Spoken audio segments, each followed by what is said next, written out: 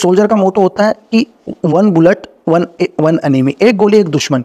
लेकिन जैसे ही आप एक स्नैपर बनते हैं दुनिया के अच्छे, तो आपका मोटो वहाँ चेंज हो जाता है। वहाँ पर आता है कि 1 बुलेट 1 ब्रेन या 1 बुलेट 1 कमांडर। सिर्फ आपको उस ब्रेन को ख़त्म करना है जो ब्रेन चीज़ें चला रहा है। आपको बाकी एनिमी से मतलब नहीं है। अगर आपने उस ब्रेन को ख़त्म कर दिया तो आप उस ऑर्गेनाइजेशन को ख़त्म कर दोगे या कुछ हद तक रोक लोगे। तो मैं ये भी नहीं कहूँगा कि आप किसी भी बड़े टेररिस्ट लीडर को मारने से आप टेररिस्ट को ख़त्म कर दोगे या टेररिज्म ऑर्गेनाइजेशन को ख़त्म कर दोगे, ठीक है।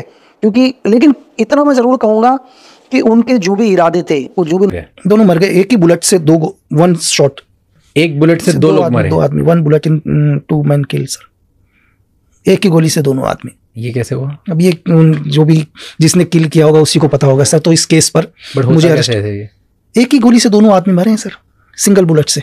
टेररिज्म जो है ये कभी खत्म होगा? तो टेररिज्म को इस धरती में कोई खत्म नहीं कर सकता है। जय हिंद गाइस, एक तरफ है भारत के एनएसजी कमांडोज, दूसरी तरफ है एसपीजी कमांडो ग्रुप। एनएसजी का मेन काम होता है टेररिस्ट एक्टिविटीज को रोकना। अब टेररिस्ट एक्टिविटीज को रोकने का मतलब है टेररिस्ट को ठोकना। इसीलिए डायरेक्ट एक्शन में हमेशा से एनएसजी कमांडोज एसपीजी से आगे रहेंगे। वहीं पर जब बात आएगी प्रोटेक्ट, जिस रूम में 50 लोगों के लिए जगह है वहां 500 सो रहे होंगे। अगर एक आदमी सो रहा हो तो पलट ही नहीं सकते आप। मतलब आपको पलट करने के लिए 50 लोगों को पलटाना पड़ेगा। पलट जा भाई, ये जेल के हाल है।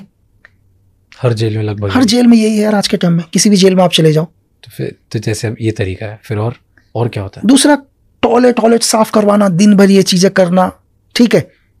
मतलब खाना ऐसा होगा कि आप हमारे घरों के तो कुत्ते फिर भी ठीक होंगे, बाहर के कुत्ते के सामने रख दो तो वो भी नहीं खाएगा यार। एक बारी तो वो कुत्ता भी 2-3 दिन कहेगा मैं भूखा रह लेता हूं करके।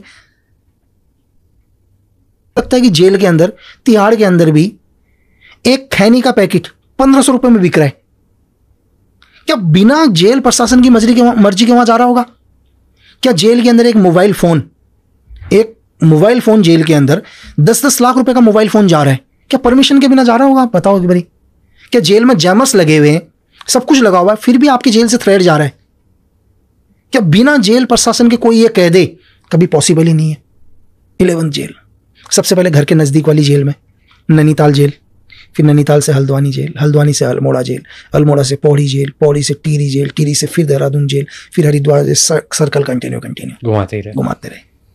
तो 4 साल आप जेल में थे? 4 साल जेल में थे, लगा लो। तारे और चांद नहीं देखे 4 साल में। मर गए एक ही बुलेट से 1 शॉट, एक बुलेट से 2 लोग मरे। 2 आदमी, 1 bullet in 2 man kill sir, एक ही गोली से दोनों आदमी। ये कैसे हुआ? अब ये जो भी जिसने किल किया होगा उसी को पता होगा सर। तो इस केस पर मुझे अरेस्ट, एक ही गोली से दोनों आदमी मरे हैं सर, सिंगल बुलेट से। कैसे होता है? मतलब व्हाट इज पॉसिबल? अच्छा, द पीएम एक ही कि जिसने भी मारा है, जिस शूटर्स ने भी मारा है इसको, जिस आदमी ने भी, उसने ऐसा एम लिया कि उसे दोबारा ना मारना पड़े 2 गोली। उसने इस टाइप का डायरेक्शन बनाया है कि वो एंगल लिया है कि एक ही साथ दोनों का हेड जाना चाहिए करके, दोनों के हेड एक साथ एक ही गोली से। और कैसे पॉसिबल है? मान लो अगर ये 2 लोग हैं तो सामने से टेररिज्म जो है ये कभी खत्म होगा? देखो, टेररिज्म लोग कहते हैं आतंकवाद, तो सबसे पहले उन्हें जानने की आतंकवाद है क्या करके। तो टेररिज्म को इस धरती में कोई खत्म नहीं कर सकता है। अगर मैं कहूँ कि यार दुनिया के अंदर आगे टेररिज्म खत्म हो जाएगा, तो टेररिज्म आरंभ से चल रहा है और अनंत काल तक चलेगा। टेररिज्म जो है ये कभी खत्म होगा? तो टेररिज्म को इस धरती में कोई खत्म नहीं कर सकता है। कि बहुत सारे, अगर आप आज भी न्यूज़ उठाकर देखो तो आपको नॉर्थ ईस्ट के बारे में बहुत कम सुनाई देगा। आप 24 आवर में मुझे नहीं लगता कि 1 घंटा भी आप नॉर्थ ईस्ट की न्यूज़ सुनते हो करके, जबकि नॉर्थ ईस्ट भी हमारे देश का हिस्सा है। लेकिन क्या है कि नॉर्थ ईस्ट के अंदर क्या है, बहुत सारे ऐसे ग्रुप हैं जो नहीं चाहते कि नॉर्थ ईस्ट में शांति रहे। इसके पीछे मतलब मैं ये नहीं कह रहा कि नॉर्थ ईस्ट के लोग गलत हैं, बहुत भोले लोग हैं, वहाँ के अच्छे लोग हैं। और मैं मानता हूँ कि मैं तो ये कहता हूँ कि ट्रैवल इंसान बहुत अच्छा होता है। मैं भी मतलब बहुत जगह रहा हूँ, दुनिया की बहुत अलग अलग जगह रहा हूँ, और मैं ये बोलता हूँ कि नॉर्थ ईस्ट में जैसे लोग हैं ना, पहाड़ी लोग, आपको पूरे हिंदुस्तान में नहीं मिलेंगे। बहुत सीधे लोग, अच्छे लोग। लेकिन गलत कौन है? जो बाहर के लोग, वैसे ही दिखने वाले लोग, उनके साथ आकर मिल गए। आप टेररिज्म को ये कर सकते हो कि टेररिज्म आप तक ना पहुंचे, बस आप इतना ही कर सकते हो। क्योंकि टेररिज्म क्या है, अगर आप दुनिया के कोई भी टेररिज्म को उठाकर देखो, स्टार्टिंग में कभी भी कोई टेररिज्म नहीं होता।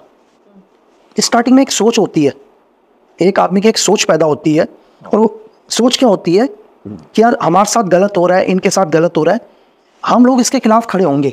एक सोच है एक आदमी की कि मेरे लोगों के साथ गलत हो रहा है या किसी के साथ भी कुछ हो रहा है, इसके खिलाफ हम खड़े हो रहे हैं। एक सोच हुई ना, ये सोच धीरे धीरे धीरे कैसे आतंकवाद का रूप ले लेती है।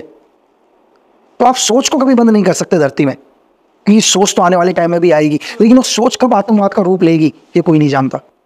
इसको कभी खत्म नहीं होगा। आप सोच को खत्म, आप इंसान की सोच तो खत्म कर नहीं सकते।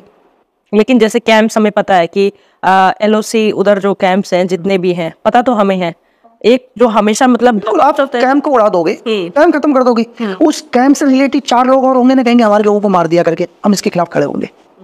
मतलब मैं भी अगर यही कहूंगा दुनिया में कि भाई मुझे न्याय नहीं चाहिए, लोग बोलते हैं ना, लोग बात करते हैं कि न्याय न्याय, तो मैं ये बोलता हूँ भाई मुझे न्याय चाहिए ही नहीं, तो मुझे समाधान दे दो करके चीज का।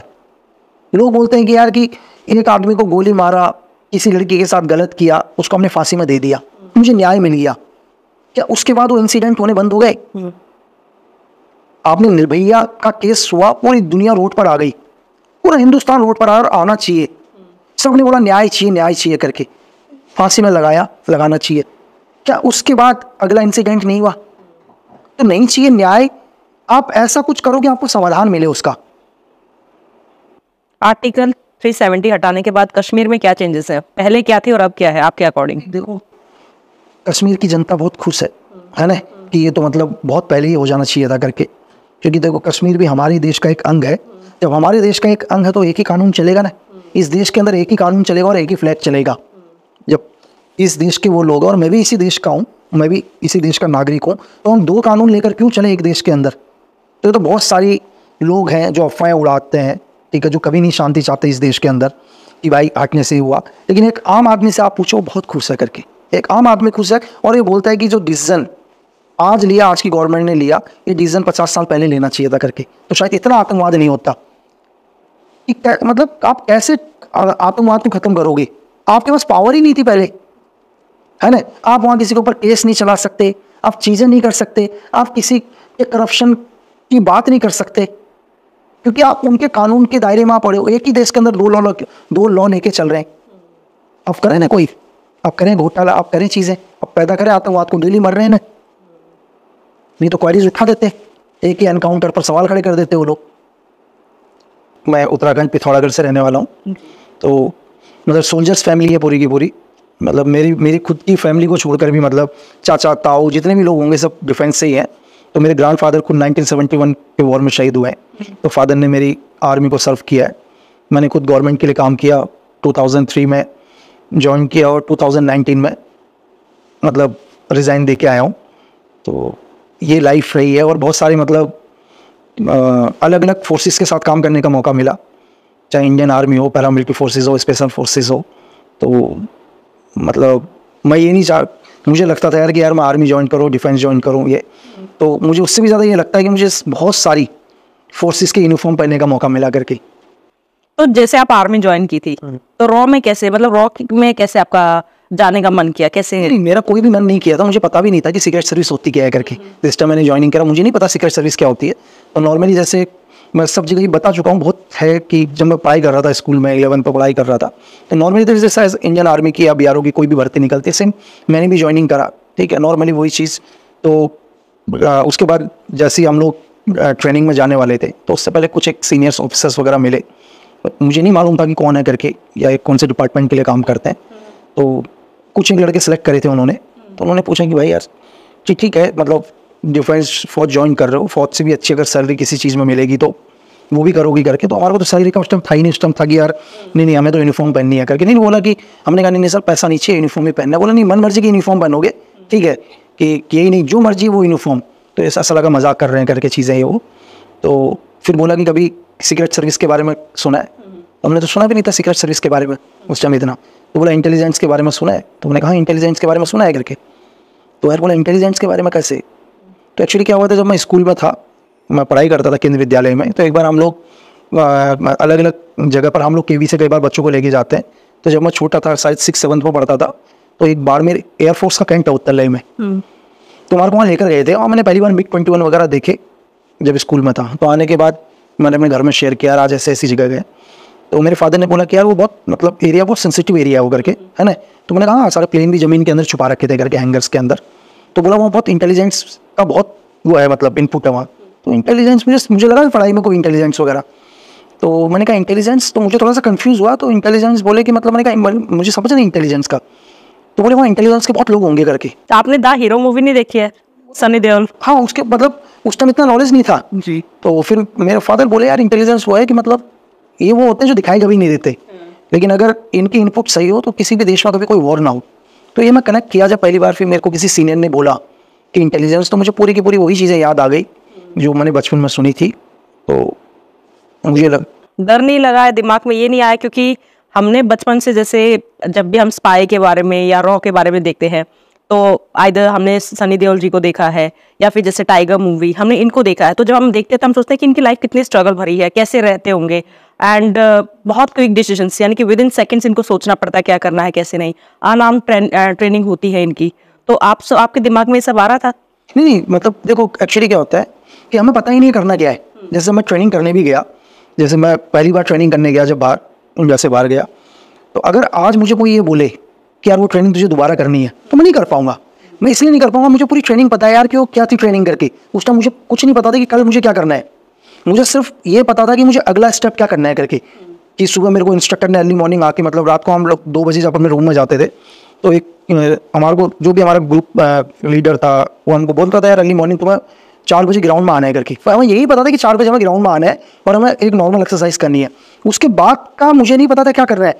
उस क्लास के बाद मुझे पता चलता था मुझे अगली क्लास में क्या जाना है करके। क्योंकि अगर मुझे पता है कि पूरा का पूरा लोड कितना लोड था, वो अब मेरा माइंड नहीं ले पाएगा।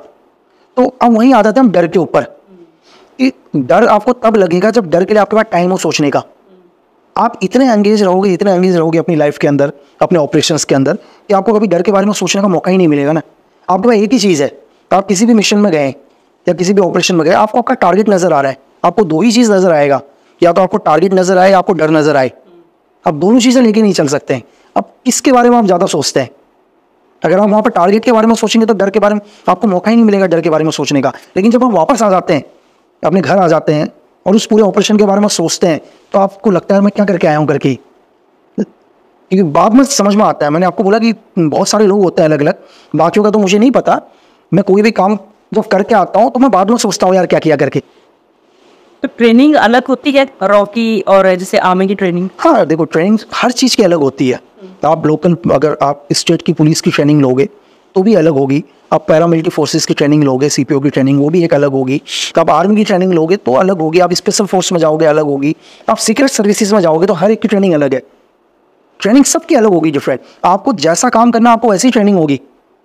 अगर एक लोकल में, जैसे मैंने आपको बोला, लेकिन एक लोकल पुलिस वाला है, उसको पता है कि यार उसको लोकल गुंडों से निपटना है, कुछ क्रिमिनल लोगों से निपटना है, ठीक है, लॉ एंड ऑर्डर को फॉलो करना है पूरा, या उसको मेंटेन करके चलना है, तो उसकी ट्रेनिंग उसी तरह से होगी। अब वही आर्मी की ट्रेनिंग, आर्मी को पता है कि यार मैंने इंसर्जेंसी के अंदर ऑपरेशन करना है, ठीक है, सीआई ऑप्स में, चाहे नॉर्थ ईस्ट हो चाहे JNK हो, तो वहाँ ऑपरेशन करना है उसको। क्योंकि जिनके साथ उसने ऑपरेशन करने हैं वो सामने वाले आदमी भी वैसे ही होंगे, वो भी वैसे ही ट्रेंड होंगे, ठीक है। अगर आप पाक बॉर्डर में जाते हो या जो भी इन्फिल्ट्रेशन कर रहे हैं, या मिलिटेंट हो या पाक सोल्जर्स जिनको अंदर, उनकी भी ट्रेनिंग वैसी है ना, तो आपको वैसी ट्रेनिंग दी जाएगी। आप स्पेशल फोर्स, अगर आपको कोई भी रेड करने के लिए जाना है, किसी हाइड आउट को बर्बाद करने के लिए जाना है, ठीक है, आप अपना LOC क्रॉस करके, आपको पता है कि किसी एनिमी का कोई भी इंपॉर्टेंट ऐसा एरिया है जिसको हमें बर्बाद करना है। फॉर एग्जाम्पल के लिए, अगर आपने, बहुत लोगों ने अभी 2015 की बात सुना था, बालाकोट सर्जिकल स्ट्राइक, वो एक स्पेशल फोर्स ने करी थी ना, तो उनकी ट्रेनिंग वैसी है। क्योंकि एक स्पेशल फोर्स क्या है कि उनके जो भी जवान है या जो भी उनकी टीम है, उस टीम को अपना LOC क्रॉस करके दूसरे देश के अंदर जाके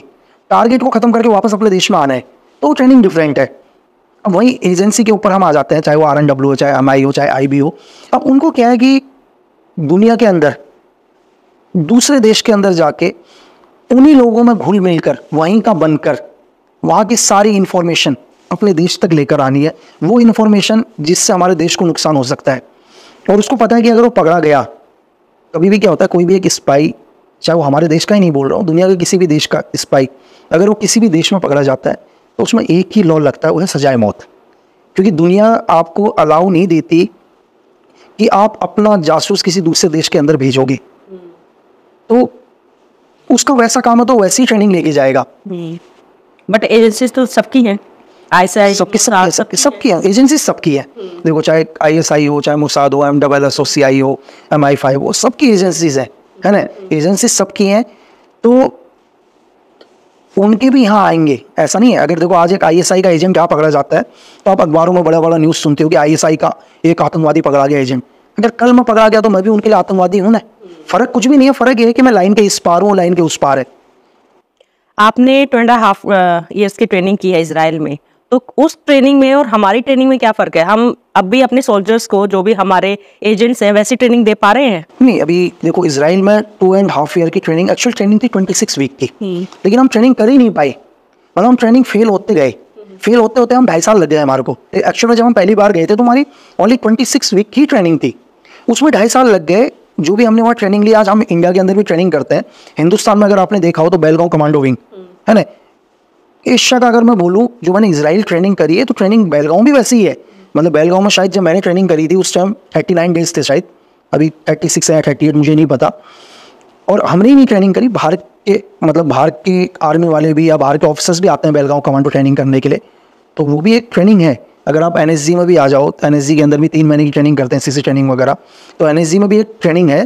तो इस मुसाब का क्या है, जो उनका तरीका है ट्रेनिंग देने का, देखो हमारे में और इजराइल में एक फ़र्क है, ठीक है। इजराइल जो देश है, अगर आप उसका भूगोल देखो कि दुनिया के, उसको चारों तरफ से एनिमी ने घेरा हुआ है, दुश्मन देशों ने घेरा हुआ है। इजराइल की मजबूरी है कि अपने आप को, अपना वर्चस्व को कायम रखना है ना। तो वो लोगों को, जो भी एक बच्चा इजराइल का कोई भी एक बच्चा पैदा होता है तो उसको पता होता है कि यार, चाहे वो प्राइम मिनिस्टर का बेटा हो या प्रेसिडेंट का बेटा हो, उसको पता है कि मुझे 2 साल सर्व करना है करके, मुझे इजराइल आर्मी को देना ही पड़ेगा करके। वो पहले से ही उसने अपने दिमाग में बैठा ली ये बात है ना। तो हम लोग जो भी ट्रेनिंग कर रहे हैं थोड़ा सा है, लेकिन मैं ऐसा नहीं कहूँगा कि हमारे हिंदुस्तान में वैसी ट्रेनिंग नहीं हो रही है। आज भी अगर आप देखो तो वर्ल्ड की पूरी मतलब अलग अलग रशियन आर्मी, US आर्मी हमारे साथ कंबाइन एक्सरसाइज कर रही है ना, आर्मी के साथ एक्सरसाइज करती है। आपने पढ़ा होगा कई बार कि आप सुनते हो कि रशियन आर्मी आके इंडियन आर्मी के साथ एक्सरसाइज कर रही है, US आर्मी आके एक्सरसाइज कर रही है। हमारी ट्रेनिंग अच्छी है तभी US भेज रहा है अपनी आर्मी को, यहाँ ट्रेनिंग के लिए भेज रहा है, तो हम लोग भी अच्छी ट्रेनिंग कर रहे हैं, ऐसा नहीं है। और क्या अभी कुछ, जैसे मोदी सरकार आई है जब से, तो जैसे सर्जिकल स्ट्राइक हुई है, तो अभी एक थोड़ी सी ऐसा हर इंसान के अंदर, एक बच्चे के अंदर भी है कि अब हम, पहले क्या होता था, जैसे अगर लड़ाई हो रही है तो ये मानते थे कि पीछे हट गया है कुछ है, पर हम अब हर बच्चा बोलता है कि अब तो हम घुस के मारते हैं, हाथ खोल दिए है। क्या ऐसा कुछ, मतलब क्योंकि आप तो बेसिक लेवल पे आप बहुत डिटेल में जानते होगे, क्या ऐसा कुछ है कि हाथ खोल दिए हैं, अब हम पीछे नहीं हटते हैं? देखो अभी 2014 के बाद जो भी हमारी गवर्नमेंट आई है, ये बाहर के एनिमी को पता है, हम तो नहीं पता। मतलब कभी बाहर का, कभी किसी एनिमी से मौका मिले बात करने का, तो वो आपको बताएगा गवर्नमेंट कितनी डेंजर है करके, है ना। आज आप देख लो, पहले आज के टाइम में क्या है, सर्जिकल स्ट्राइक, चलो है सर्जिकल स्ट्राइक किया है, ठीक है, हमने नॉर्थ ईस्ट सर्जिकल स्ट्राइक किया, बालाकोट किया, लेकिन उससे भी डेंजर क्या है कि हमारा एनिमी है ना, अगर आज दुनिया के किसी भी कोने में रहेगा, किसी भी जगह पर रहेगा, वो सेफ नहीं है। आज उसको पता है अगर मैंने हिंदुस्तान के खिलाफ कुछ भी करने की कोशिश करी तो मैं दुनिया के किसी भी कोने में सेफ नहीं हूँ। ये डिपेंड, देखो फोर्स वही है, ऐसा नहीं है कि हमारी कोई फोर्स चेंज हुई है। 1947 से आर्मी हमारी वही है जो 2024 में आज है ना। आर्मी की ट्रेनिंग हुई है, आर्मी वाले वही हैं, ठीक है, वेपन्स वही है, हर चीज़ वही है हमारी, लेकिन डिपेंड करता है आपका लीडर कैसा है हमेशा। मतलब अगर दुनिया के अंदर कोई भी देश आगे बढ़ा है ना, वो देश बढ़ा है उनके लीडर्स की वजह से। अगर मेरा लीडर पावरफुल है तो मैं दुनिया में किसी से नहीं डरूंगा, क्योंकि मुझे पता है कि जो मेरे पीछे खड़ा हो वो मुझे ऑर्डर्स देगा करके। तो चेंज आया है, चेंज है। मतलब आज आप देख लो, आज डेली ऑल आउट ऑपरेशन चल रहा है। आज भी मैं यहाँ पर आया तो सुबह सुबह न्यूज़ में सुनकर आ रखा हूँ कि 5 टेररिस्ट को मार दिया करके। आज मतलब जो भी मतलब हिंदुस्तान के अंदर जो भी मतलब हमारे देश के लिए जो गलत सोचेगा, वो दुनिया के किसी भी कोने में हो, हमारे देश में तो बहुत दूर की बात हो, उस देश में भी सेफ नहीं है।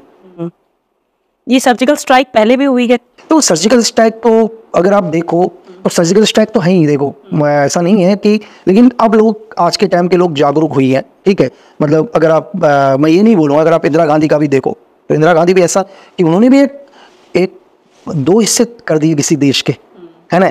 मतलब कि जो जिसकी अच्छाई है वो अच्छाई है कि उन्होंने क्या कर दिया, एक पाक से बांग्लादेश को अलग ही कर दिया, एक बहुत बड़ा स्टेप है। लेकिन ऐसा नहीं है कि एक ही दिन के अंदर बांग्लादेश अलग हो गया और पाकिस्तान अलग हो गया। इसके पीछे गवर्नमेंट के सालों की मेहनत है। हमें लगता है कि यार कि 13 दिन का फाइट हुआ, 13 दिन के अंदर या मतलब हमने मतलब बांग्लादेश को अलग कर दिया, लेकिन इसके पीछे जो भी इंटेलिजेंस होते हैं, ठीक है, जो भी RNW के जो ऑफिसर्स हैं, जो भी जिन्होंने इस ऑपरेशन में काम किया, ठीक है, तो उन्हें सालों की मेहनत है जो नजर आती है 13 दिन के अंदर। है ना। जो भी आप सर्जिकल स्ट्राइक देखते हो कि बालाकोट के अंदर गए और 24 घंटे के अंदर एक गए और उनके पूरे मतलब हाइड आउट को ख़त्म करके आ गए, तो ये 24 घंटे नहीं है, मतलब इसके पीछे इंटेलिजेंस की जो हमें नज़र कभी नहीं आते, जो लोग कभी नज़र नहीं आते, जिनका हम कभी नाम नहीं सुनते, उनकी महीनों की सालों की मेहनत होती है किसी भी चीज़ के पीछे। आप एक सर्जिकल स्ट्राइक में थे जो नॉर्थ ईस्ट में हुई थी, देखो तो उसके बारे में जानना है। एक्चुअली क्या हुआ था, अगर आपने एक इंसिडेंट सुनाओ तो 2000 नॉर्थ ईस्ट के बारे में क्या है कि बहुत सारे, अगर आप आज भी न्यूज़ उठाकर देखो तो आपको नॉर्थ ईस्ट के बारे में बहुत कम सुनाई देगा। आप 24 आवर में मुझे नहीं लगता कि 1 घंटा भी आप नॉर्थ ईस्ट की न्यूज़ सुनते हो करके, जबकि नॉर्थ ईस्ट भी हमारे देश का हिस्सा है। लेकिन क्या है कि नॉर्थ ईस्ट के अंदर क्या है, बहुत सारे ऐसे ग्रुप हैं जो नहीं चाहते कि नॉर्थ ईस्ट में शांति रहे। इसके पीछे मतलब मैं ये नहीं कह रहा कि नॉर्थ ईस्ट के लोग गलत हैं, बहुत भोले लोग हैं, वहाँ के अच्छे लोग हैं। और मैं मानता हूँ कि मैं तो ये कहता हूँ कि ट्रैवल इंसान बहुत अच्छा होता है। मैं भी मतलब बहुत जगह रहा हूँ, दुनिया की बहुत अलग अलग जगह रहा हूँ, और मैं ये बोलता हूँ कि नॉर्थ ईस्ट में जैसे लोग हैं ना, पहाड़ी लोग, आपको पूरे हिंदुस्तान में नहीं मिलेंगे। बहुत सीधे लोग, अच्छे लोग। लेकिन गलत कौन है, जो बाहर के लोग, वैसे ही दिखने वाले लोग उनके साथ आकर मिल गए, जिन्होंने स्टार्टिंग में बोला कि हम फ्रीडम फाइटर हैं करके, एक फ्रीडम फाइटर का नारा लिया, ठीक है, मतलब मासूम भोले वाले बच्चों के हाथ में वेपन पकड़ा दिए उन्होंने सिर्फ फ्रीडम फाइटर की आड़ में, और अपने बाहर बैठकर, हिंदुस्तान से बाहर बैठ के एक बड़े बिजनेस को चला रहे हैं। उन्होंने क्या किया, नॉर्थ ईस्ट के अंदर क्या किया, उन्होंने 2015 के अंदर, जून के अंदर, उन्होंने 6 डोगरा रेजिमेंट के ऊपर एक अटैक किया। उस अटैक में शायद हमारे 20 सोल्जर शहीद हो गए थे। अब पहली बार इस पूरी दुनिया का ध्यान नॉर्थ ईस्ट में गया है, मतलब 20 सोल्जर का शहीद होना, वो भी एक साथ, तो पूरी दुनिया की नज़र पड़ी है नॉर्थ ईस्ट में। तो पहली बार जब इंटेलिजेंस ने पता किया यार इतना बड़ा, मतलब कैसे इतना बड़ा इंसिडेंट हो गया करके, तो पहली बार ये पता चला जब इंटेलिजेंस के लोगों ने काम करना शुरू किया कि यार ये ऐसा तो नहीं हो सकता, ये एक ग्रुप का काम नहीं है। नॉर्थ ईस्ट के अंदर ये एक ग्रुप का इतना बड़ा इतना पावरफुल ग्रुप नहीं है जो 20 सोल्जर्स को एक साथ शहीद कर देगा करके।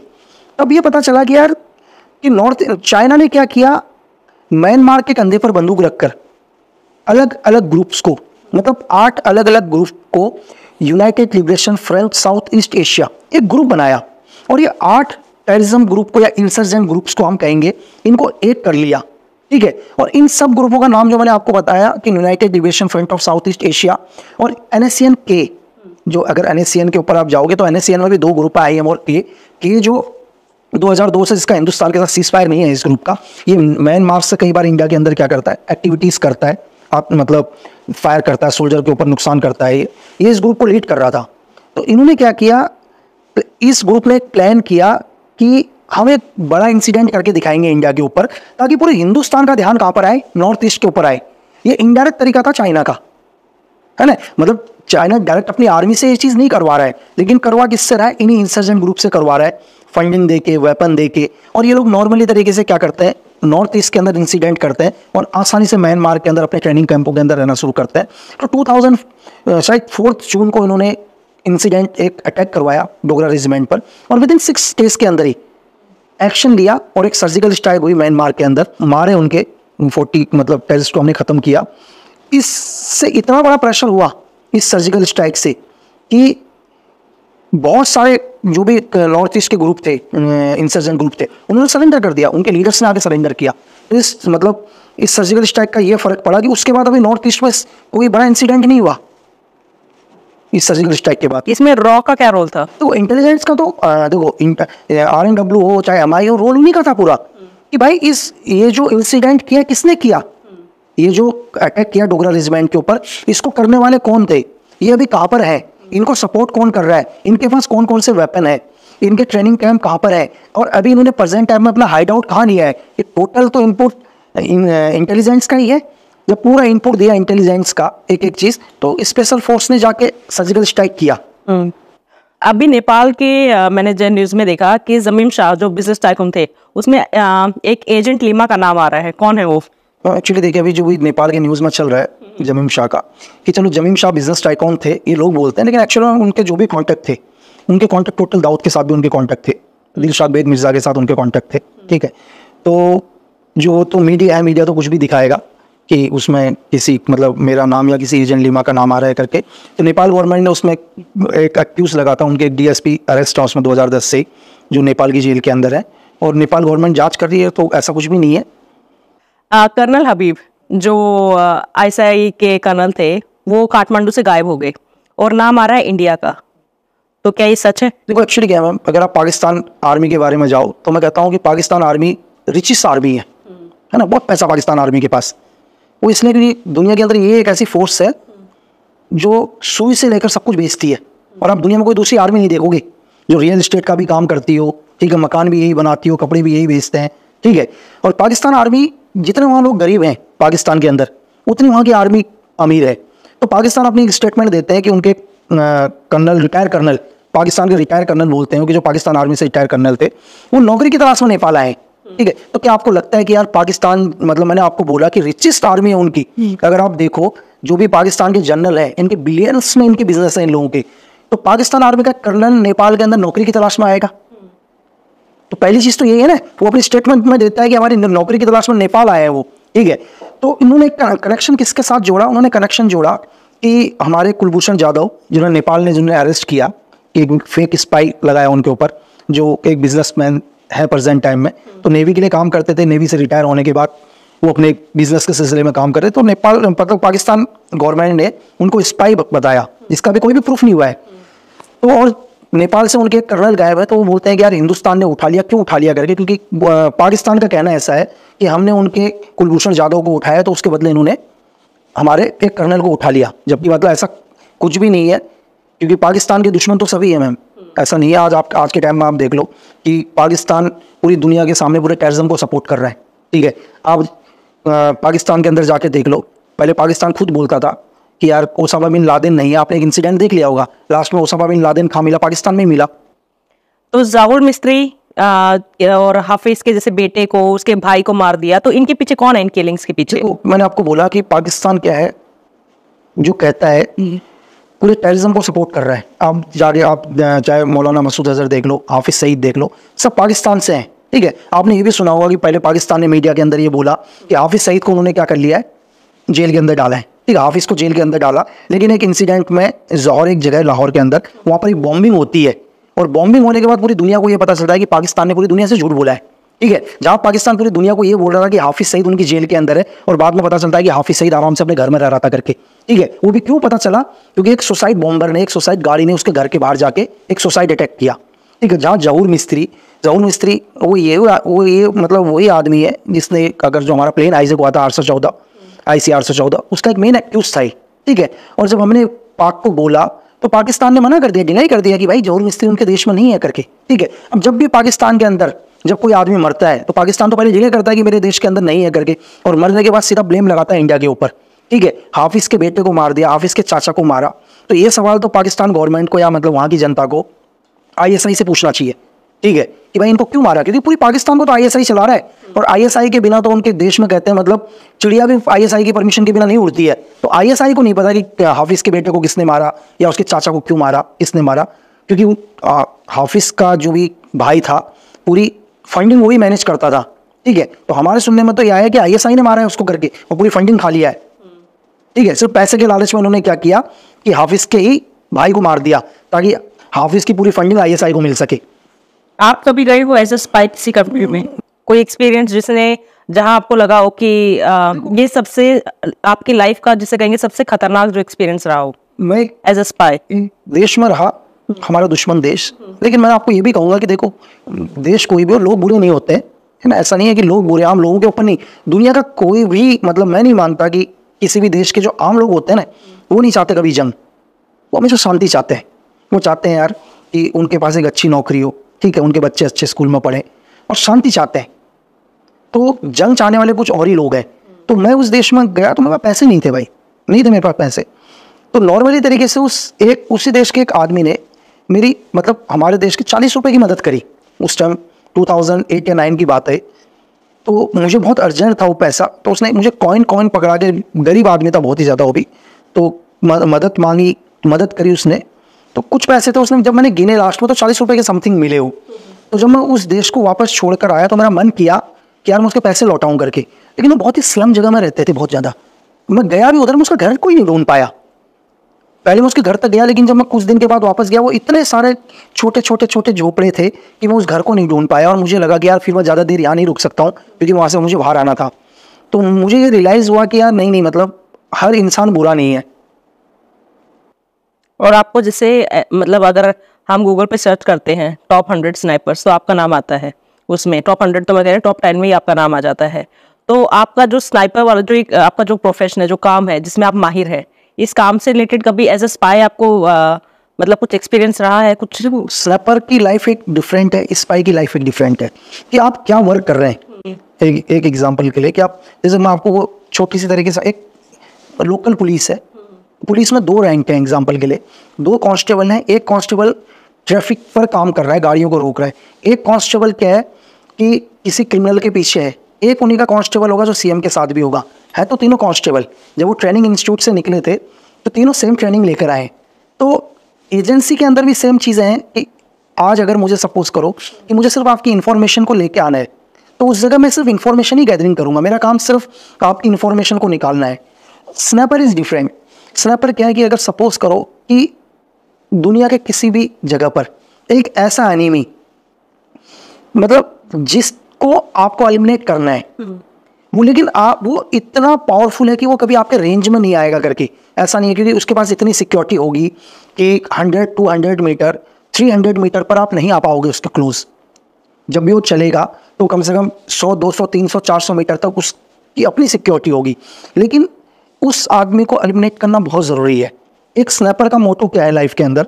अगर आप एक सोल्जर का मोटो लेते हैं दुनिया में, अगर एक सोल्जर का मोटो होता है कि 1 बुलेट 1 एनिमी, 1 गोली 1 दुश्मन। लेकिन जैसे ही आप एक स्नैपर बनते हैं दुनिया के अच्छे, तो आपका मोटो वहाँ चेंज हो जाता है। वहाँ पर आता है कि 1 बुलेट 1 ब्रेन, या 1 बुलेट 1 कमांडर। सिर्फ आपको उस ब्रेन को ख़त्म करना है जो ब्रेन चीज़ें चला रहा है। आपको बाकी एनिमी से मतलब नहीं है। अगर आपने उस ब्रेन को ख़त्म कर दिया तो आप उस ऑर्गेनाइजेशन को ख़त्म कर दोगे या कुछ हद तक रोक लोगे। तो मैं ये भी नहीं कहूँगा कि आप किसी भी बड़े टेररिस्ट लीडर को मारने से आप टेररिस्ट को ख़त्म कर दोगे या टेररिज्म ऑर्गेनाइजेशन को ख़त्म कर दोगे, ठीक है, क्योंकि लेकिन इतना मैं ज़रूर कहूँगा कि उनके जो भी इरादे थे, वो जो भी नुकसान आपको पहुँचाना चाहते थे, उस चीज़ पर आप डिले ज़रूर कर सकते हो कि वो आपके घर तक ना आए। एज अ स्नाइपर आपने किसी को टारगेट करने के लिए मैक्सिमम कितना टाइम स्पेंड किया होगा एक ही जगह पे बिना खाए पिए? मैंने जो मैक्सिमम टाइम लिया है एक ही जगह पर, एक ही पोजीशन पर, मैंने 72 आवर्स का टाइम लिया है। मतलब कि वो पोजीशन वो थी कि आप ज़्यादा मूवमेंट नहीं करोगे, क्योंकि उस जगह पर मैं मानता हूँ कि सीसीटीवी नहीं होते, लेकिन सैटेलाइट्स होती हैं आज के टाइम में। आप कैमोफ्लाइज एंड कंसीलमेंट में बैठे हुए हैं किसी भी जगह के अंदर, मान लिया कि आप बहुत ही अच्छे स्नैपर है दुनिया के, कि आपने इतना बढ़िया कैमोफ्लाइज कंसीलमेंट कर लिया कि आपको कोई नहीं देख पाएगा, लेकिन सैटेलाइट इतनी पावरफुल है कि आपका मूवमेंट ट्रैक कर लेंगी। अगर आपने हल्का सा भी हिलने की कोशिश करी तो वो ऑटोमेटिकली, उनके पास इतनी पावर है सैटेलाइट पर कि आपका मूवमेंट को ट्रैक कर लेगी वो करके। अगर एक बार आपका मूवमेंट ट्रैक हो गया तो फिर आप किसी स्नैपर का आप खुद निशाना बन जाओगे। तो उस जगह पर मुझे स्पेंड करने का मतलब रहा 72 आवर्स रहा, तो बहुत टफ टाइम रहा। क्योंकि अगर कोई आपको ही लगता है कि बहुत आसान, अगर मैं यहाँ अभी बैठा हूँ तो मुझे 2 घंटे के बाद भी मुझे लगेगा यार मुझे थोड़ी देर उठना है करके, जबकि बहुत रिलैक्स पोजीशन में बैठा हूँ, अच्छी चेयर है, सब कुछ। तो एक ऐसी जगह पर जहाँ पर मतलब ना ज़मीन सही है ना प्लेन है, मौसम आपका साथ नहीं दे रहा है, ठीक है, और आपके चारों तरफ आपकी कोई सिक्योरिटी नहीं है, ठीक है, आपको हर पल सामने, तो चलो आपका स्नैपर है, लेकिन आपको सामने से ज़्यादा डर आपको कहाँ रहता है? पीछे की तरफ, क्योंकि आप मूवमेंट नहीं कर पा रहे हो।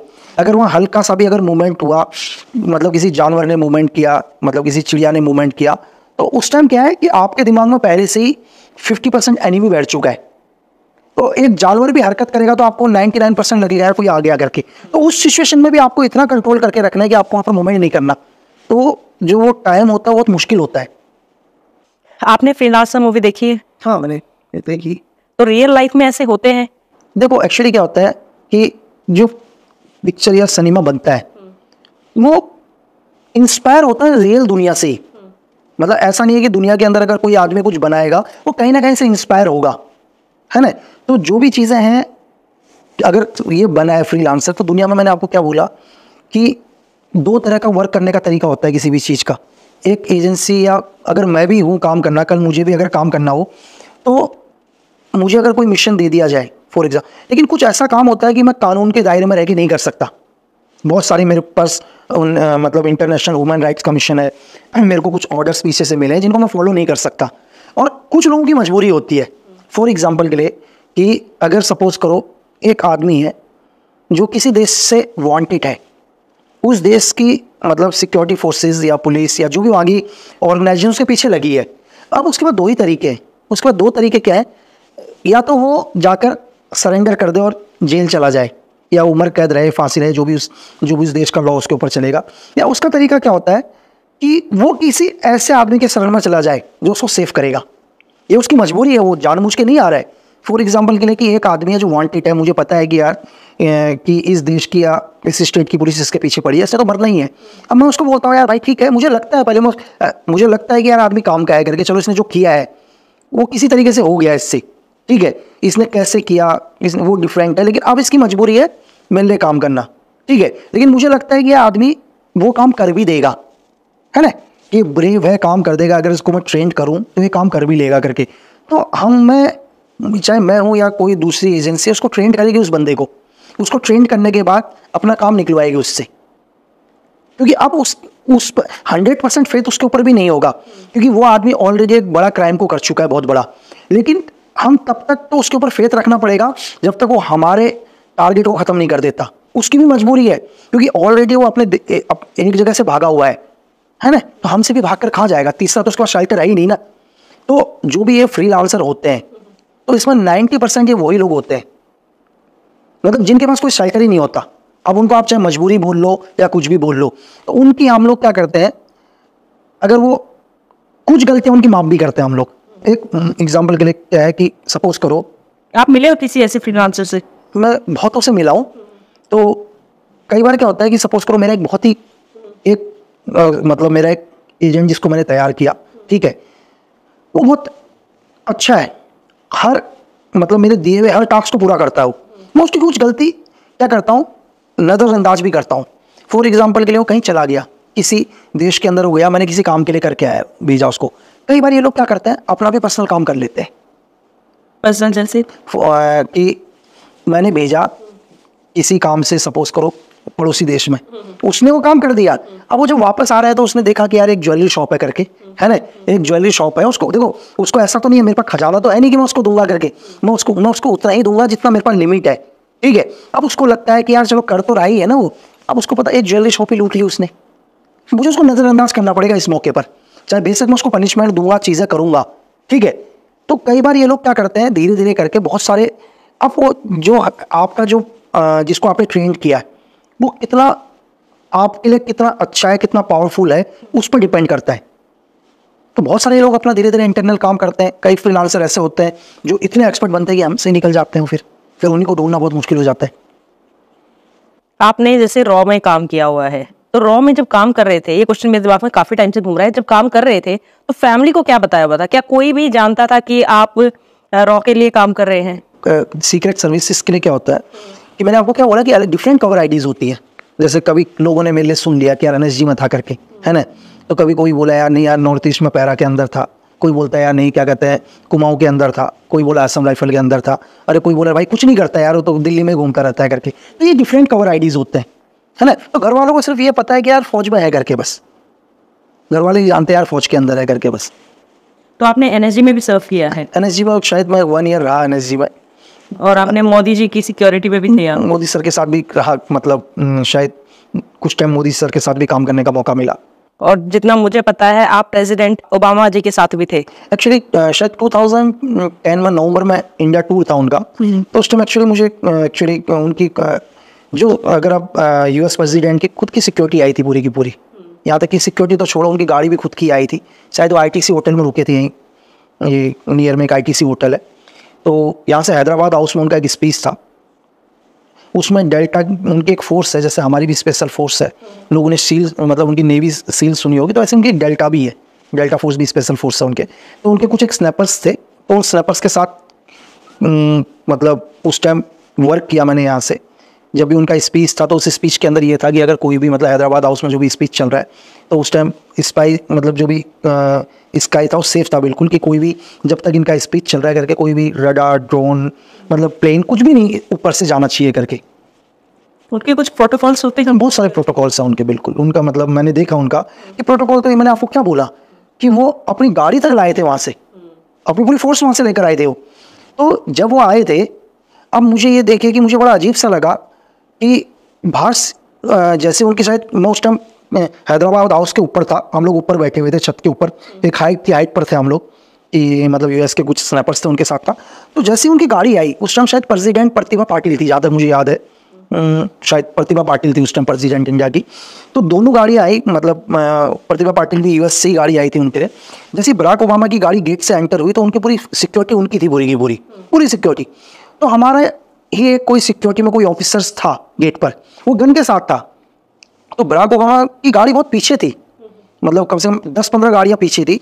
तो उनकी जो आगे पायलट सिक्योरिटी चल रही थी, उन्होंने गाड़ी रोकी और उनसे वेपन डाउन करवा दिया। मतलब उनकी सिक्योरिटी फोर्स ने बोला कि आप वेपन को डाउन करो करके।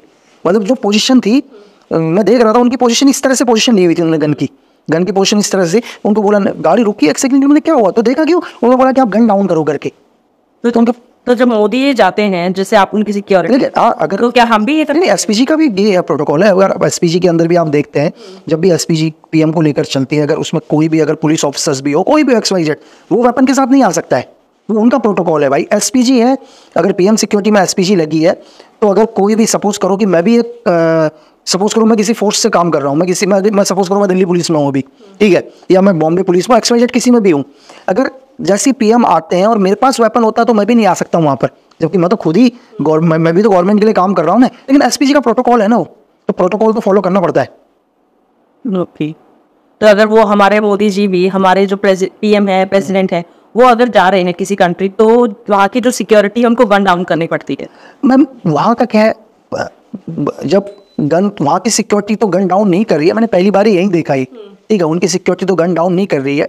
लेकिन ये चीज़ मैंने यहाँ देखा कि जब बराक ओबामा आए तो उन्होंने गन डाउन करवाया, जो चीज़ मुझे अच्छी नहीं लगी कि हमारे देश में आए यार, हमारे ऑफिसर हैं है ना जो लगे, तो वो चीज़ थोड़ा सा है।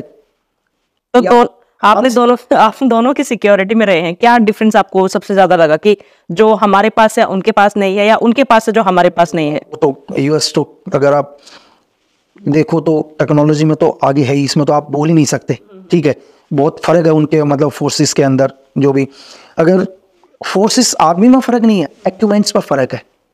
क्योंकि हिंदुस्तान, अगर आपने सुना होगा तो हिंदुस्तान की जो फौज है वो कभी पीछे नहीं हटी आज तक, है ना। अगर आप 99 कारगिल में देख सकते हैं, जहाँ मतलब उन्होंने उस हाइट को जीता है जिस हाइट से अगर एक पत्थर भी मारे तो वो बुलेट से भी ज़्यादा काम करेगा।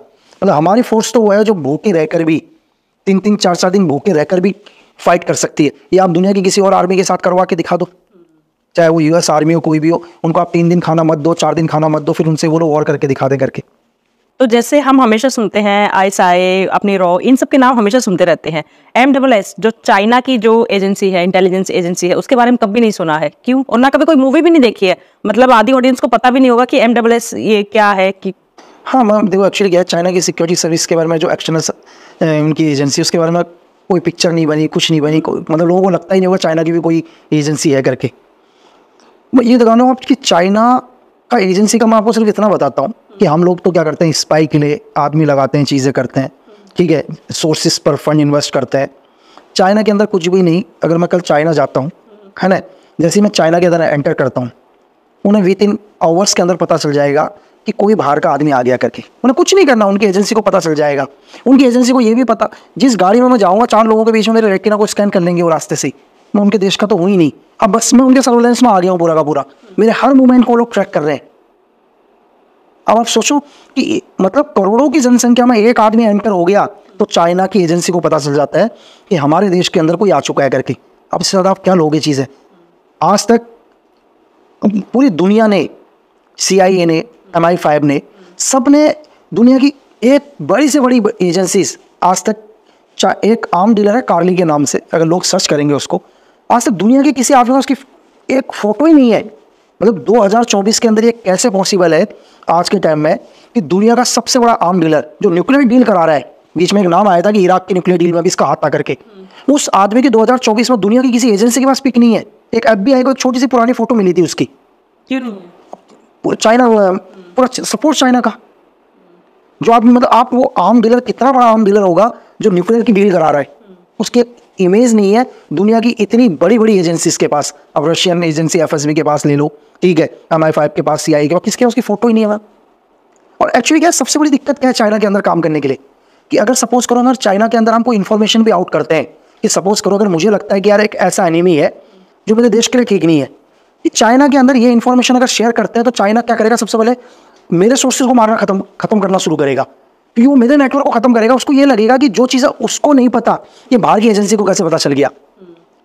तो चाइनीज गवर्नमेंट के साथ कुछ भी शेयर ही नहीं कर सकता आदमी। तो आज तक क्या MSS ऑपरेशन नहीं करती होंगी मैं भी दुनिया के अंदर? अब बताओ, कभी उनका कोई नाम नहीं, कुछ नहीं, उनके ऊपर कोई जेम्स बॉन्ड के पिक्चर नहीं बनते, कुछ नहीं बनते, है ना। तो जो ये मूवीज हम जैसे बनाते हैं अपनी रॉकी या मूवीज वगैरह बनाते हैं, तो क्या ये सही है? क्योंकि कहीं ना कहीं हम अपने बता रहे हैं हम ये टेक्निक यूज कर रहे हैं, हम ऐसे काम करते हैं, क्या ये सही है? क्योंकि ये चाइना तो करता नहीं है कभी। लेकिन हम तो वही जो देखो हम लोग भी काम कर रहे हैं, अभी क्या कर रहे हैं वो मूवीज में 20 साल के बाद दिखाएंगे जब तक वो चीज़ें खत्म हो जाएंगी। तो मतलब मैं ये नहीं बोल रहा कि ऑपरेशन करने से ज़्यादा इंपॉर्टेंट है सेफ करना। आप इंफॉर्मेशन को सेव करना ज़्यादा इंपॉर्टेंट है। मेरे लिए ज़्यादा महत्वपूर्ण किसी चीज़ को पता करना नहीं है, मैं अपनी इंटरनल चीज़ को कैसे छुपा के रखूँ, बहुत बड़ी वो है।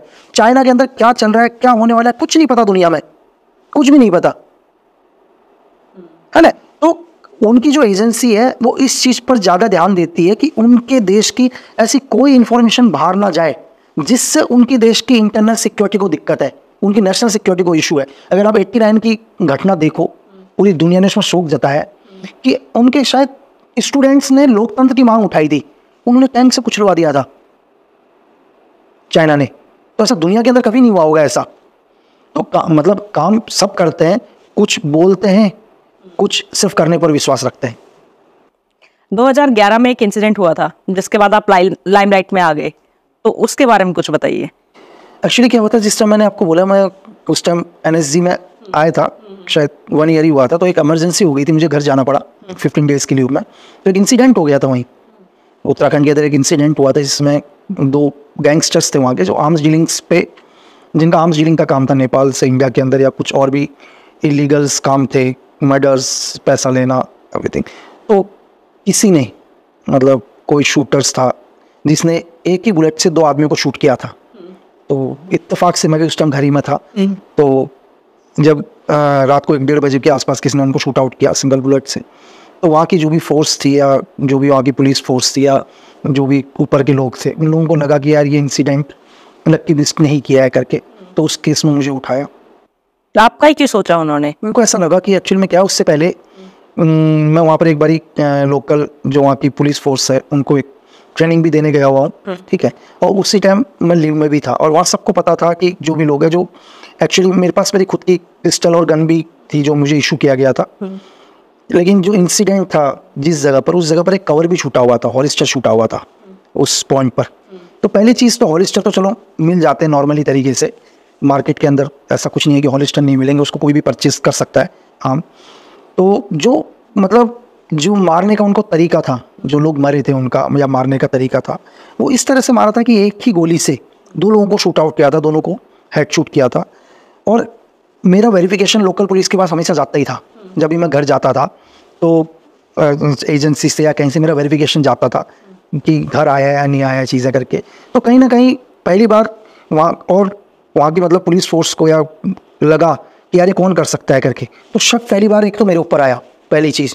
और दूसरा, इतना ज़्यादा प्रेशर था ऊपर से, सेंटर से इतना ज़्यादा प्रेशर था कि केस का रिजल्ट दो करके। तो दूसरा मतलब उन लोगों का शक ही नहीं गया किसी के ऊपर, उन्हें लगा कि यार एक स्नैपर भी है, ये है, तो दुनिया में इसके अलावा कोई और कर नहीं सकता करके। तो उस केस में मुझे एक्यूज बनाया गया और आपको अरेस्ट कर लिया गया। जी, अरेस्ट कर लिया। तो जब आपको अरेस्ट किया, आप कितने साल रहे थे? मतलब जेल के अंदर मैं 4 साल रहा, 1 महीना कम, 3 साल 11 महीना जेल में रहा। तो उसके बाद मैं बेल आउट हुआ। बेल आउट होने के बाद फिर मैंने दोबारा अपनी गवर्नमेंट के लिए काम करने लग गया था 2015 के बाद, और 2018 में इस केस से जब आपको अरेस्ट किया गया, आप NSG में थे, आप रॉ के लिए भी काम करते थे, आप मोदी जी की सिक्योरिटी में भी थे, तो आपको कहीं से ये नहीं हुआ कि आपको बचाया गया? क्योंकि आप तो सेंट्रल गवर्नमेंट के लिए काम करते थे, बचाया नहीं गया आपको? नहीं, लेकिन कोशिश नहीं वो है, मतलब बचाए तभी मैं बाहर आया।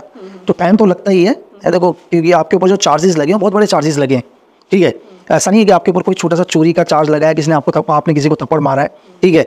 आपके ऊपर वो चार्ज लगे हैं कि 2 आदमियों को किल करने का, और वो भी उन लोगों उनको जो पावर में बैठे हुए हैं, बहुत पावरफुल लोग, जिनके कनेक्शन डायरेक्ट सेंट्रल गवर्नमेंट तक जिनके कनेक्शन है, जिनके ऊपर ऑलरेडी एक के ऊपर कई मर्डर केस चल रहे हैं, दूसरे के ऊपर मर्डर केस चल रहे हैं, ठीक है, जिनके बड़े बड़े पॉलिटिकल लीडरों के साथ उस टाइम के पॉलिटिकल लीडरों के साथ टच है जिनका, तो पावर में बैठे हुए वो लोग हैं।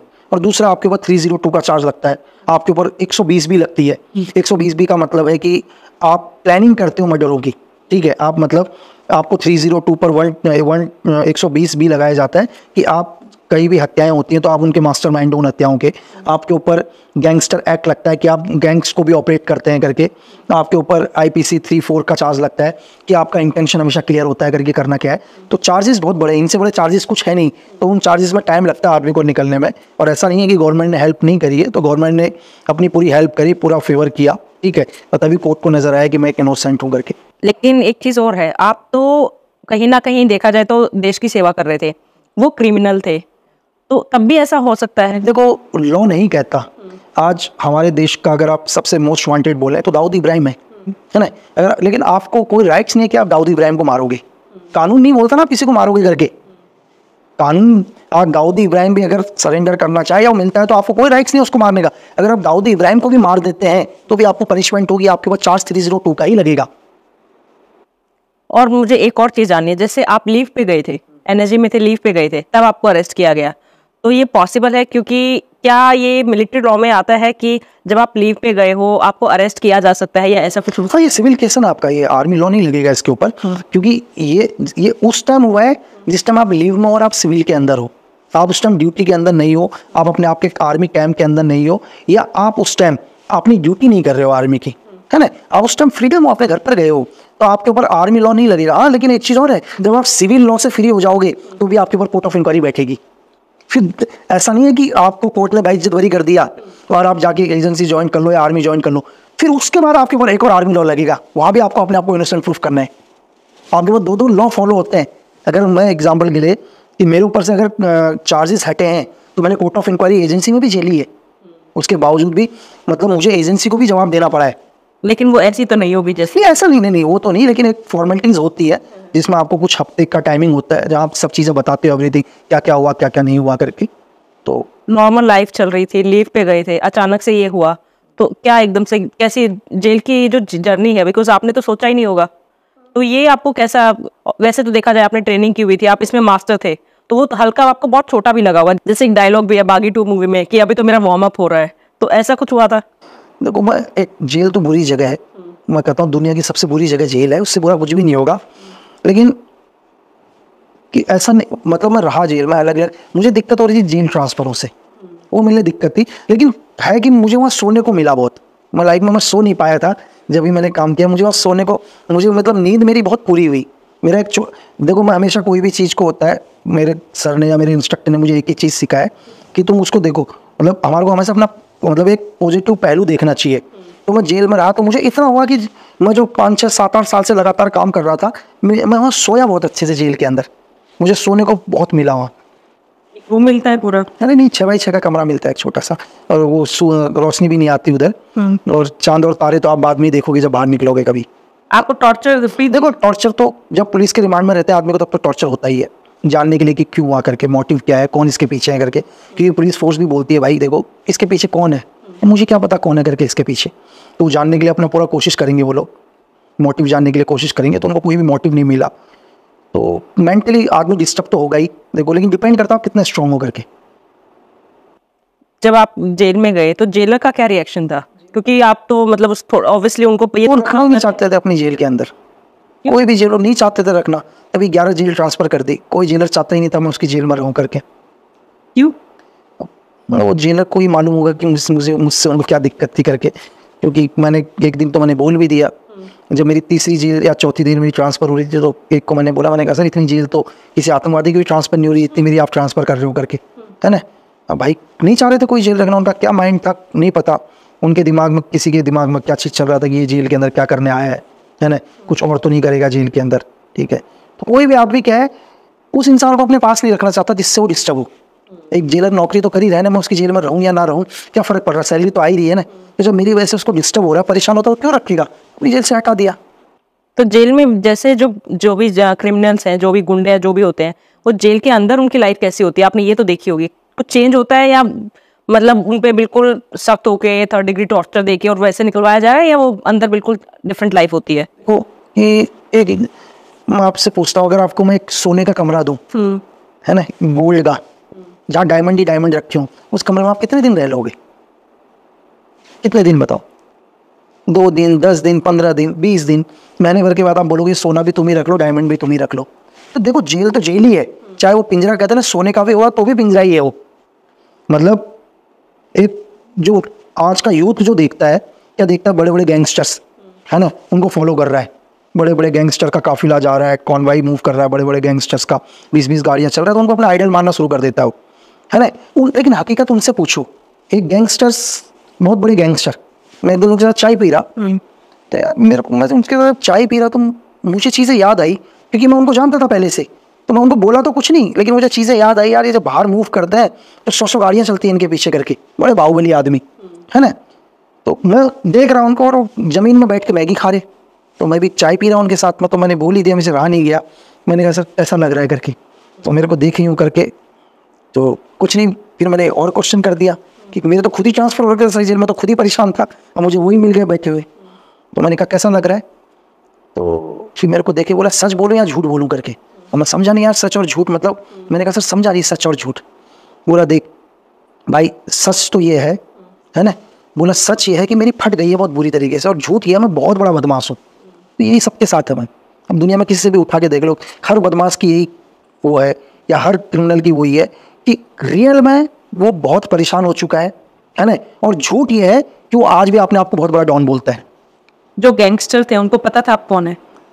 वहाँ कंफ्यूज था सबको। मतलब देखो जो भी मीडिया या जो भी लाइव की रिपोर्ट देते थे, कोई बोलता था एनएसजी का है, कोई बोलता था स्पेशल फोर्सेस का है, ठीक है, कोई बोलता था क्या कहते हैं इंटेलिजेंस का है, कोई बोलता था आईबी का है, लेकिन हर आदमी को शक ही था, है ना। जब मैं लास्ट में निकला तब भी उनका शक है, आज भी लोगों को शक करता क्या है करके, आज भी कुछ क्लियर नहीं है, आज भी लोगों को क्लियर नहीं है। मैं तो बोलता हूँ कि मैं एक राइटर हूँ, लिखता हूँ। ओह आपने बुक्स लिखी हैं? बस चल रहा है। बताएंगे कुछ अपने बुक्स के बारे में? तो मैंने जो मेरी लाइफ के ऊपर लिखा है, वो एक एशिया के सबसे बड़े क्राइम राइटर है एस हुसैन जैदी, उन्होंने मेरी लाइफ के ऊपर एक बुक लिखी है रॉ हिटमैन के नाम से। अच्छी है बुक, जिसको सेवन सिस्टर जो पैरामाउंट्स की पेरेंट्स कंपनी है उसने पब्लिश किया है, और अच्छा लगा कि मतलब लोगों ने इतना प्यार दिया कि ये बुक सिर्फ 21 दिन के अंदर ही बेस्ट सेलर बुक बन गई है। और जस्ट इसके ऊपर एक पिक्चर भी आ रही है जो जल्दी लोगों को देखने को मिलेगी। आपने एक लाइन बोली है कि मैं नहीं चाहता मेरी माँ कभी मेरी स्टोरी जाने या बुक पढ़े, ऐसा क्यों? ऐसा है कि देखो मेरी माँ बहुत सीधी, जिनने कुछ नहीं देखा, गांव के सीधे लोग। अब मेरी माँ मुझसे 2 बार जेल में मिलने आई, तो मैंने बोला मैं अच्छा ही हूँ करके, मुझे मेरी माँ देख रही कि यार मेरे बेटे ने इतनी तकलीफ सहन करी है, तो मैं नहीं चाहता। क्यों? लेकिन माँ का ये भी होगा ना, भेजा तो फौज में था, ये जेल में कैसे चलेगा? वो तो होता ही है ना, लेकिन लास्ट में मेरी माँ को लग गया कि भाई मेरा बेटा इनोसेंट है करके। लेकिन जो तकलीफें हुई वो मैं नहीं, चलो सब चीज़ें खत्म हो गई, आज बढ़िया तरीके से मेरी माँ मेरे घर पर है। अब मैं नहीं चाहता दोबारा मेरी माँ पिक्चर देखे तो वो चीज़ें देख कर आए कि मेरे बेटे ने इतनी तकलीफें सहन करी करके। ये टेररिज्म जो है ये कभी खत्म होगा? देखो टेररिज्म लोग कहते हैं आतंकवाद, तो सबसे पहले उन्हें जानने की आतंकवाद है क्या करके। तो वो टेररिज्म को इस धरती में कोई ख़त्म नहीं कर सकता है। अगर मैं कहूँ कि यार दुनिया के अंदर आगे टेररिज्म खत्म हो जाएगा, तो टेररिज्म आरंभ से चल रहा है और अनंत काल तक चलेगा। आप टेररिज्म को ये कर सकते हो कि टेररिज्म आप तक ना पहुँचे, बस आप इतना ही कर सकते हो। क्योंकि टेररिज्म क्या है, अगर आप दुनिया के कोई भी टेररिज्म को उठाकर देखो, स्टार्टिंग में कभी भी कोई टेररिज्म नहीं होता। स्टार्टिंग में एक सोच होती है, एक आदमी की एक सोच पैदा होती है, और वो सोच क्या होती है कि यार हमारे साथ गलत हो रहा है, इनके साथ गलत हो रहा है, हम लोग इसके खिलाफ खड़े होंगे। एक सोच है एक आदमी की कि मेरे लोगों के साथ गलत हो रहा है या किसी के साथ भी कुछ हो रहा है, इसके खिलाफ हम खड़े हो रहे हैं। एक सोच हुई ना, ये सोच धीरे धीरे धीरे कैसे आतंकवाद का रूप ले लेती है। तो आप सोच को कभी बंद नहीं कर सकते धरती में, कि सोच तो आने वाले टाइम में भी आएगी, लेकिन वो सोच कब आतंकवाद का रूप लेगी ये कोई नहीं जानता। इसको कभी खत्म नहीं होगी। आप सोच को खत्म, आप इंसान की सोच तो खत्म कर नहीं सकते। लेकिन जैसे कैंप्स हमें पता है कि LOC उधर जो कैंप्स हैं जितने भी हैं, पता तो हमें है, एक जो हमेशा मतलब आप कैंप को उड़ा दोगे, कैंप खत्म कर दोगे, उस कैंप से रिलेटेड 4 लोग और होंगे ना, कहेंगे हमारे लोगों को मार दिया करके, हम इसके खिलाफ खड़े होंगे। मतलब मैं भी अगर यही कहूंगा दुनिया में कि भाई मुझे न्याय नहीं चाहिए, लोग बोलते हैं ना, लोग बात करते हैं कि न्याय, तो मैं ये बोलता हूँ भाई मुझे न्याय चाहिए ही नहीं, तो मुझे समाधान दे दो करके चीज का। लोग बोलते हैं कि यार कि एक आदमी को गोली मारा, किसी लड़की के साथ गलत किया, उसको हमने फांसी में दे दिया, मुझे न्याय मिल गया, क्या उसके बाद वो इंसिडेंट होने बंद हो गए? आपने निर्भया का केस हुआ, पूरी दुनिया रोड पर आ गई, पूरा हिंदुस्तान रोड पर आना चाहिए, सबने बोला न्याय चाहिए न्याय चाहिए करके, फांसी में लगाना चाहिए। क्या उसके बाद अगला इंसिडेंट नहीं हुआ? तो नहीं चाहिए न्याय, आप ऐसा कुछ करोगे आपको समाधान मिले उसका। आर्टिकल 370 हटाने के बाद कश्मीर में क्या चेंजेस है, पहले क्या थी और अब क्या है आपके अकॉर्डिंग? देखो, कश्मीर की जनता बहुत खुश है ना, कि ये तो मतलब बहुत पहले ही हो जाना चाहिए था करके, क्योंकि देखो कश्मीर भी हमारे देश का एक अंग है। जब हमारे देश का एक अंग है तो एक ही कानून चलेगा ना, इस देश के अंदर एक ही कानून चलेगा और एक ही फ्लैग चलेगा। जब इस देश के वो लोग, और मैं भी इसी देश का हूँ, मैं भी इसी देश का नागरिक हूँ, तो हम दो कानून लेकर क्यों चले एक देश के अंदर? तो बहुत सारी लोग हैं जो अफवाहें उड़ाते हैं, ठीक है, जो कभी नहीं शांति चाहते इस देश के अंदर कि भाई हटने से हुआ, लेकिन एक आम आदमी से आप पूछो बहुत खुश है करके, एक आम आदमी खुश है और ये बोलता है कि जो डिसीजन आज लिया, आज की गवर्नमेंट ने लिया, ये डिसीजन 50 साल पहले लेना चाहिए था करके, तो शायद इतना आतंकवाद नहीं होता। कि मतलब आप कैसे आतंकवाद को खत्म करोगे? आपके पास पावर ही नहीं थी पहले, है ना? आप वहाँ किसी के ऊपर केस नहीं चला सकते, आप चीज़ें नहीं कर सकते, आप किसी के करप्शन की बात नहीं कर सकते, क्योंकि आप उनके कानून के दायरे में आप पड़े हो। एक ही देश के अंदर दो लॉ लेके चल रहे हैं। आप करें ना कोई, आप करें घोटाला, आप करें चीज़ें, आप पैदा करें आतंकवाद को, डेली मर रहे हैं ना, नहीं तो क्वारीज उठा देते, एक ही एनकाउंटर पर सवाल खड़े कर देते वो लोग। आपसे बात करके बहुत मजा आ रहा है और बहुत कुछ है जो और जान सकते हैं हम। आपको हमारे साथ कैसा एक्सपीरियंस रहा आपका हमारे साथ? अच्छा लगा, है ना, क्योंकि मुझे आपने जो क्वेश्चन करे तो आप पूरा मतलब अच्छे से पूरा तैयारी करके आ रखे हैं, क्योंकि आप खुद ही एक कैंप के अंदर रह रहे हैं, है ना, और शायद मैं तो अभी नहीं देख रहा हूँ, आप तो आज में भी जाके भी दोबारा एक कैंप में बैठेंगे, कैंप में रहेंगे, तो अच्छा लगा मुझे, क्योंकि बाकी मतलब जितना मेरा एक्सपीरियंस था मुझे बहुत अच्छा लगा। और अभी आपके ऊपर एक मूवी आ रही है और भी मतलब वेब सीरीज भी, तो इसके बारे में कुछ बताएंगे आप? बस अभी शायद नेक्स्ट ईयर तक लोगों को देखने को मिल जाएगा, जो मेरी लाइफ के ऊपर एक मूवी आ रही है और एक दूसरी मेरी लाइफ से इंस्पायर होकर बन रही है, और कुछ एक सब्जेक्ट, कुछ एक मतलब वेब सीरीज़ और फिल्म मैंने खुद लिखी है, तो लोगों को नेक्स्ट ईयर तक देखने को मिलेंगी सारी। तो वो पूरी जर्नी की होगी या कोई ऐसे पर्टिकुलर? ऐसा मैंने जो मैंने लिखा है, मैंने क्राइम के ऊपर लिखा है, मैंने क्राइम को दिखाने की कोशिश करी है कि क्राइम क्या है, मैंने स्पाई नोट्स को दिखाने की कोशिश करी है, मैंने वर्ल्ड पॉलिटिक्स को दिखाने की कोशिश करी है, रिवेंज को दिखाने की कोशिश करी है, तो डिफरेंट चीज़ें लिखी है मैंने। मुझे लगा कि हिंदुस्तान के अंदर स्नैपर बननी चाहिए करके। आज तक इंडिया में कभी कोई स्नैपर नहीं बनी, क्योंकि मैं भी बहुत टाइम से देखा और मैंने रिसर्च किया कि हिंदुस्तान तो मतलब क्यों आज तक स्नैपर नहीं बना। हॉलीवुड में हमने बहुत स्नैपर्स पिक्चर देखी है, तो एक स्नैपर भी हम कर रहे हैं, और मुझे लगा कि नहीं यार, बॉम्ब के ऊपर भी एक सीरीज़ आनी चाहिए, हिंदुस्तान में रियल की बॉम्ब है क्या करके, आईडी है क्या, तो उसके ऊपर भी एक सीरीज़ लिखी है। तो मैं चाहूँगा कि डिफरेंट कॉन्सेप्ट जो मैंने सोचा, जो मैंने अपनी लाइफ में देखा या जो मैं दुनिया में देख कर आया हूँ, तो पिक्चर या बुक के माध्यम से लोगों को दूँ।